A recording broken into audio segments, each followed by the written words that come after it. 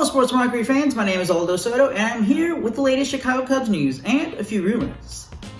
But before we go on, make sure to subscribe to our YouTube channel where we have daily gambling content, all the latest coverage on breaking news for the Cubs, Bears, Bulls, Blackhawks, and White Sox. And we'll go over some rumors too for every single team. Make sure to visit the website, sportsmarketer.com, where again, we have all the up-to-the-minute news on the Bears, Bulls, Cubs, White Sox, and Blackhawks, plus even more gambling content.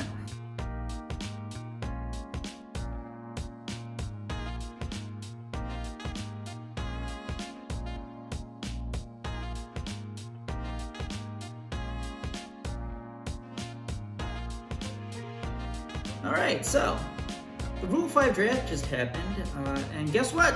The Cubs actually got someone at the winter meetings.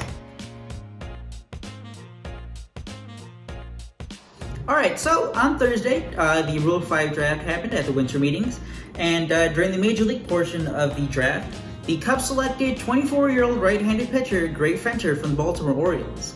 Now again, he's 24, I think he's gonna turn 25 years old in January. He hasn't pitched above A-ball, and you might be like, why is this even a big deal? We're talking about a guy who's gonna be like in his mid-20s who hasn't even pitched above A-ball. Well, this guy's coming back from Tommy John surgery, and again, Tommy John surgery isn't the big, red flag as that it was even like, I don't know, like 10 recent 10 years ago or whatever it was. If you get Tommy John surgery now, you come back, you're even better. And I mean, we saw that with the newest Cubs pitcher, Gray Fenter. Got drafted in 2015, 7th round pick for the Baltimore Orioles. He got $1 million signing bonus, which was way above his, slotted value there, being a 7th round pick. But in 2016, he missed all of 2016, got Tommy John surgery. He was limited in 2018. 2019, though, he comes back, and boy, is he lights out. He gets 123 strikeouts in 94 and a third inning. Just ridiculous strikeout rate. And just to give you an idea of how dominant he was, and I know, single A, low A ball, but his whiff percentage, just on anything that he threw, was basically comparable to Braylon Marquez. We're talking about Braylon Marquez, the number one prospect for the Cubs in some lists, number one pitching prospect by far for the Cubs. When we heard all the hype about Braylon Marquez last year, again, a guy who hadn't pitched above A-ball either. So, I mean, you gotta love those strikeout numbers, just huge strikeout numbers.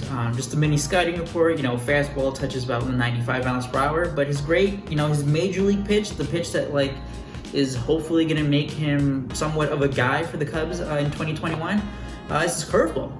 Old school 12-6, just drops straight down. If you follow Cubs prospects on Twitter, Brian Smith does a great job. Follow his thread on Gray Fenter. He even looked at a few of his minor league games from 2019 and dropped a couple mini scouting reports on him. But the big thing again, it's the fastball that's going to go up to 95. It's that curveball, which is major league ready. He also has a slider, and I guess the slider can be the big difference maker here.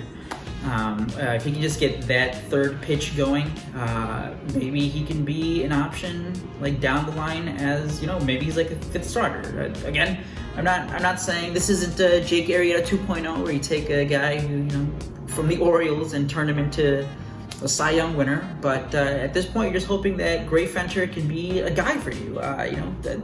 A guy either as a swingman, maybe he can be just a one-inning reliever, or maybe he's a multi-inning reliever.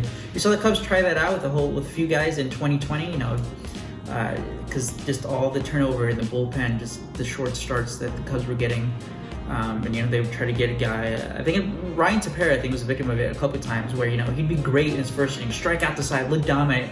Then come out in the second inning, and he just didn't have that sharp stuff anymore, and he would get a little beat up there. But so an interesting guy in Gray Fenter, great name by the way, Gray Fenter, certainly unique there.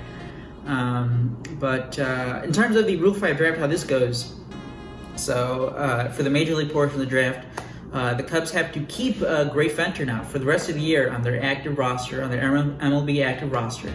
So he's definitely going to be like a guy that you're going to see. But at some point, if the Cubs don't want him anymore, they have to offer him back to the Orioles. I forget the fee or whatever the money that's exchanged after. But no, this is definitely a guy that the Cubs obviously have liked. At least for this past year. Again, he didn't pitch in 2020 because there's no minor league season, so we didn't get to see what how he developed after 2019, coming back from being limited the previous 2 seasons. But a guy with some good stuff here. Again, that curveball, apparently that's just his money filthy pitch that gets a lot of strikeouts, looking and swinging. So that's great to hear. Got that one major league ready pitch with the fastball. Again, mid-90s, works up in the zone. And again, you don't want to miss down the middle of the plate. But if you can work it up and in, up in the zone, you get some more whiffs there. And again, according to Brian Smith, if you can get that slider going, maybe that's really a difference maker between just being a guy and being someone who can be kind of good. He also has a changeup, but that one still needs some work too. Saw that from a couple of different places, including from, I think it was a report in Masson, covers the Orioles from earlier in April.